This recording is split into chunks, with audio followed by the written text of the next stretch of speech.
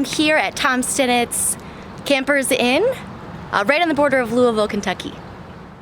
All right, thank you for joining us again today. We have on another episode of Connecting Through takes RV Business on the road. I'm Nikki, and I'm joined here by Tom Stinnett. Tom, thank you so much for joining us today and for agreeing to do this. It's my pleasure. All right. Well, it's great to be here. It's raining today, so it's, not ideal temperature here, but I'm used to kind of the weather down. I lived in French Lick for a little bit, so. Well, at least you got a nice dry place to do your filming. Right, yeah. Right. This is perfect here showroom. How many square feet is the showroom here? It's actually, the building is 2.5 acres under roof. There's about 50,000 square feet of showroom space. Wow, yeah. Yeah, we're very fortunate. And then total, so outside as well, is it the square footage, is that total altogether? No, that's just the building. Okay. Yeah, there's about 11 acres here. Okay. Yeah. Great, that's a lot of space. It's a lot of space, but yeah. we need every inch of it most of the time. Now, when the inventories get a little bit larger, which, as you know, inventories are a little lean right now, we're working hard to get more inventory, but we'll need all of it, and probably could use more. Well, hey, let's just hope that keeps on happening that way, right? I agree with that. So we are here at Campers Inn RV, Tom Stinnett's Campers Inn RV. That's correct. How long has it been under the Campers Inn name? When did that transition happen? That was about 4.5 years ago. Okay. That's when Jeff and I sat down and we agreed to do a deal, and because of the culture and who Jeff is, I felt very comfortable selling the dealership to the Campers Inn Group. The family-owned Campers Inn Group works very well. Oh, great. I'm still here, right? Right. It's got to tell you something. It does. So I do tell people all the time, because people ask how's it going, and I'm proud to say that it's as good today as it was the day after we made the deal. So I'm very pleased to be a part of Campers Inn. Oh, that's wonderful. So how many locations in total does Campers Inn have? Well, we're pushing right at 30 at the moment. Okay. There's a few in the works and a couple that have just kind of signed on and got done, but we're real close to that 30 number. Wow, keep on trucking, right? That's Yeah, great. Yeah. Great. So you've been in the retail end of the RV business for quite some time. You served an RVDA co-chair of Go RVing, the industry's award-winning PR and advertising program. Can you tell us what that means to the industry and what that means to you? Well, it's probably, personally, it was a mission that I really enjoyed doing. I just had a passion for trying to create a program that would help everybody. Obviously we do our advertising programs individually that help us. But if we can help everybody in the industry, all the dealers and all the other people involved in the industry, make it more interesting to the buyers out there, that was the fundamental reason for Go RVing. Now, it's been very successful. I was co-chairman for, about 20 years, and stepped down when I made the deal with Jeff because I was no longer a dealer principal, but still stay somewhat involved, and they are doing an excellent job. We've been very fortunate with the different PR firms we've used. They've had some wonderful creative over the years, all the different creative programs, from away to, it's just 6 or 7 of them. And they apparently have captured the interest of a lot of the buyers, particularly the younger buyers. So I think personally that we've had a real impact on bringing in that next generation and the generation after that buyers that are going to keep the industry going. That's great. Yeah, I know, Go RVing, it's definitely, being new to the industry, it's definitely something that you hear, and so it's great, all the work that you put involved in that. Well, it was a pleasure. Oh, great. So not too long ago, you sold Tom Stinnett's RV to Campers Inn and reimagined the integral part of the organization, right? What has Campers Inn brought to the dealership, and what have you brought to it? Well, we'll start with Campers Inn. I think that Campers Inn, not only from a culture standpoint that I mentioned earlier, the values that they have are exactly right for today's market. They really, really care about the customer and want that total experience to be a good one. Now, we're not perfect, okay, but overall, they're considered in the marketplace. If you look at the Google reviews and all these other places people go for what other people might say, we get pretty high marks. They're an excellent organization. They are very professional and very talented. You know, we ran a dealership for almost 40 years that was a pretty good dealership as Tom Stinnett RV. But once we got in the arena with Campers Inn, they took this dealership to the next level. They really had the expertise and the vision to kind of move it up. And I'm proud to be a part of that. I've learned a great deal from them. And to try to give back to Jeff and Campers Inn, I am on the board of directors, and I'm designated by Jeff to do certain projects, whether it's in acquisitions or whether it's trying to get more inventory or whatever it might be. I'm pleased to do it. And it's worked out very well, I think, I know it's worked out well for me, and I hope it's worked out well for Campers Inn. Oh, great. So as sales have increased throughout COVID and this whole pandemic, which has really shaken our world, right? But the industry as a whole, how has the increased volume affected the dealership and fixed ops specifically from the service department to keep up? Well, that has been a challenge because, you know, we've had, putting aside COVID, we've had like a 30% increase in business year over year. And that's hard for all of our partners, the vendors, the manufacturers, the other dealers, to kind of keep up with it, particularly in service. So what we've done here at Campers Inn is, one of the things we've done is we have a prep center now. And the prep center is located up north near Elkhart. And what we try to do is run most of our inventory through the prep center so that by the time it gets to the lot, it's basically ready to go over with the customer and deliver. All right, now what that does, the key factor is that a lot of the time those preps and a lot of the warranty items that we had to do before we could deliver the units took up a lot of service tech time. So now all of a sudden we've freed up a massive amount of service tech time that can be dedicated to regular service for customers that may have issues after delivery or may have issues 2 or 3 years down the road. So it just gives us more service hours that we can devote to the customer rather than devoting to warranty work and prepping the units. So it helps us a lot. Yeah, I can imagine. Yeah. It's definitely, sounds like you have a good system in place. And so that's one of the things regarding what we've done with increased business. The other thing is that we've created a buying segment that's totally dedicated to purchasing units. Now, units are hard to get on the new side, so if you have an opportunity to get a used unit, a pre-owned unit, that fair price, that you can bring in, do some reconditioning on it, and then sell it, that just gives you another opportunity to make a sale.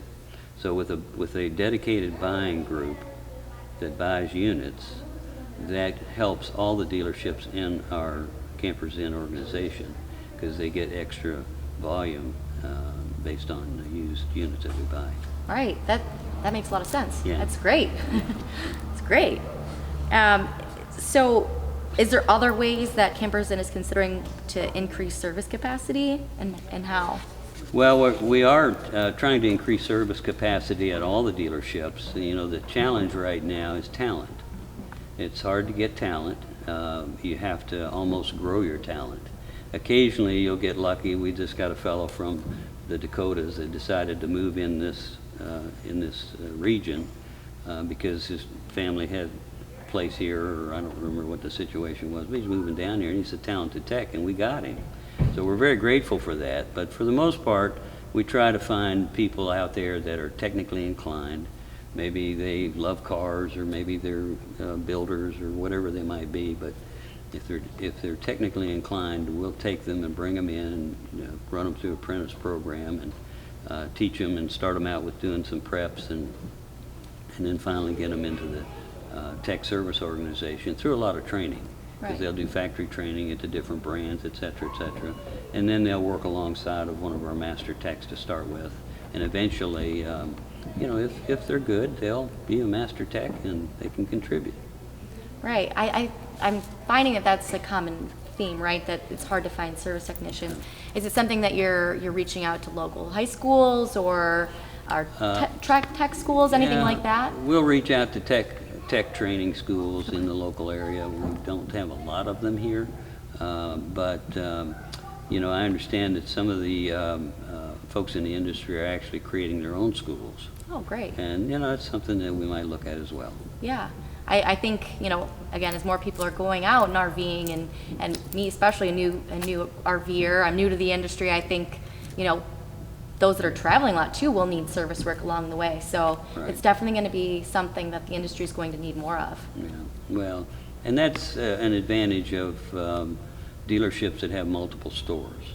Right. Because if you've got 30 stores and they're located, let's say in our case, most of them are east of the Mississippi, then you can encourage people to go to a particular store if they have a problem and they happen to be camping or traveling in that region, and you can get priority service from the Campers Inn store, even though you may have bought it from a different Campers Inn store. So that's an advantage for with our organization, the way we're set up. What about outsiders? So, you know, I didn't purchase mine from a Campers Inn, but I'm along the way and need service rent, right? So how do you work that in? Well, we want to help everybody, okay? We do not decline service. However, we try to do it this way. If a customer has something wrong with their unit that keeps them from using it, Right. using the essential components of that unit, where they simply can't go camping without the repair, we'll try to prioritize that. That's great. If a customer has a trim item or a valance that has fallen down that really doesn't, you know, then they're going to go on the schedule, and it might be 2 weeks or 3 weeks or whatever it might be, depending on the service load we have.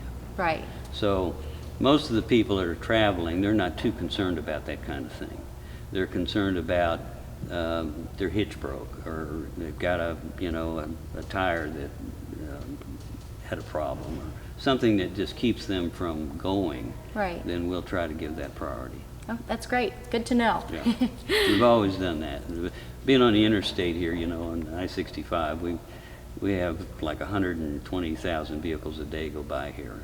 And so a lot of people have visually seen us over the years, and will, if they have a problem anywhere north or south of Louisville, they're going to come here and see if they can get help. Right. It's convenient. Yeah. It's right there on the interstate. Yeah. And we'll gladly give it if we can possibly do it. That's great. Good to know. Yeah.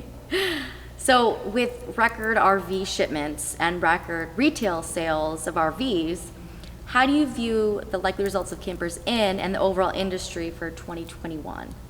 I see it as very good. Now, you know, I think things that are set in place right now will extend through 2021. You know, I, along with a lot of others, have some concerns with the political climate and some of the suggested tax increases and other things that may or may not happen, but it does give me concern, and I think we'll just have to see what happens there. But for this year, I think, and even into the first part of next year, we should see a very, very good market. And that's, of course, my opinion. Right, right. So the industry is focusing on RECT in an effort to improve efficiency of service and repairs. Do you think the industry has made headway in this area? And that's a challenge that we've been working on for as long as I've been in the business, particularly when I was an officer in RVDA and also Go RVing. They have made some headway, but unfortunately it seems like we just can't quite get there. We just need to keep working hard at it for even better results. But yes, there has been headway made, but it's a struggle.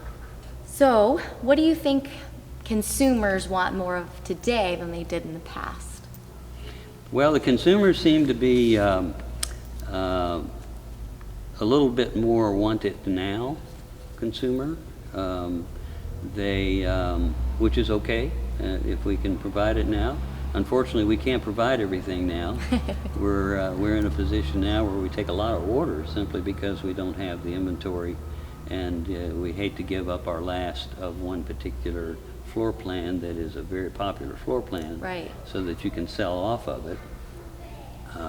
Sometimes people understand that, sometimes they don't. But hopefully that's going to be remedied in several months down the road, maybe even by the end of the year. But the customers want to see a lot of conveniences. They want to see all of the electronic features and the Wi-Fi stuff and the USB connectors and, you know, a lot of technology in the units. They want to have that as they travel now, where maybe 15 years ago it really wasn't that big a deal. The convenience of home on the road, really. Right. Right.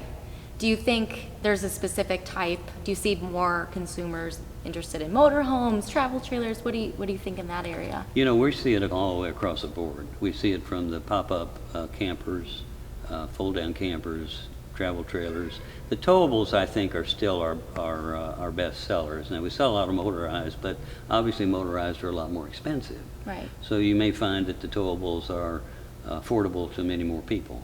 And so therefore, you know, we'll sell a lot more towables. Right. But the motorhome business has been good. It's great. Everything's been good. After a tough year, right, in terms of what the country experienced, what the world experienced with this pandemic, Right. but it's great for the industry, right? There's some had it really bad and some had it really great, so, you know. What a rebound, though. I mean, I can remember we were, shut down, you Right. know, and then finally we had just 4 or 5 of us in here running the operation and trying to kind of keep things moving, and then all of a sudden we had this massive rebound where the demand just way outpaced supply. But we're blessed and thankful that business is as good as it is. So do you plan on attending the RVDA Dealer Congress in November? Well, I hope to go there unless Jeff has something else to sign for me, but there will be representatives from Campers in there, likely Jeff and Ben and maybe a few others, but I go occasionally depending on what else is going on. Right. And I love going. For 40 years I never missed one, you know. This year, obviously things were different, but Yes. so hopefully you'll be able to make it. I hope so. I'm looking forward to it. So what do you think the benefits are to attend? Well, the benefits are education. You just learn a lot of fundamental things that, and also they reiterate a lot of fundamental things that maybe you've known and just kind of forgot about, and it kind of brings it back up. And whether it's your sales systems, whether it's financial guidance, whether it's product, all those things are there for the attendees to learn. There's many different seminars and a lot of different product and vendors. And it's a good time to be there. And it's not like some of the other product unit focused shows.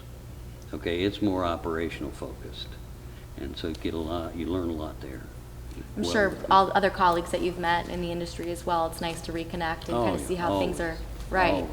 Always fun to chat with the other dealers, you know. Yeah. There's some good friends in this industry. Oh, good great. people. Well, hopefully I'll be able to attend this year. Well, yeah, we'll see you there. I hope. So if there's one change that you could make in the dealership, what would that be? Now, are we talking about this dealership, or are we talking about the Campers Inn as a whole? We can do both. Okay. This dealership is a well-run dealership. Paul Cunningham, who was my previous partner in Stinnett RV, is a general manager here, and he's an excellent individual, runs a really nice ship, you know, and I kind of back off on that day-to-day decision-making stuff, and he takes care of that. But he'll come to me often and say, what do you think about this? What do you think about that? But as far as changing this dealership, I think this dealership is on the right track. The main changes that we have to make here are more people, getting them trained up and qualified so that we can serve that customer even better. I mean, that's the focus, really. The inventory stuff, we can only do so much about inventory. We work hard to get as many as we can. Right. But I think it's all about the people. It's good. It's true, right? That's true. It's all Yeah. about the people. Right. I've told people for years that if it weren't for people, business would be really easy. The people are the challenge. Right. They're our greatest asset and sometimes our greatest concern. But when you have good people, you just can't be beat. Right, you want to make sure you take care of them and Yep. treat them like family almost, right? They are family. Ah. And that's part of our culture that Jeff talks about all the time. It's our core values and our culture, and we want to be the customer's trusted resource when they think about RVs. And so if we can achieve that, then we've had success. Well, great. Well, thank you so much, Tom. We really appreciate it. And it was such a pleasure being here and meeting you. And, Thank you know, you. I look forward to staying in touch over the time. Sounds good, Nikki. Thank you. Thank you. All right. Bye-bye.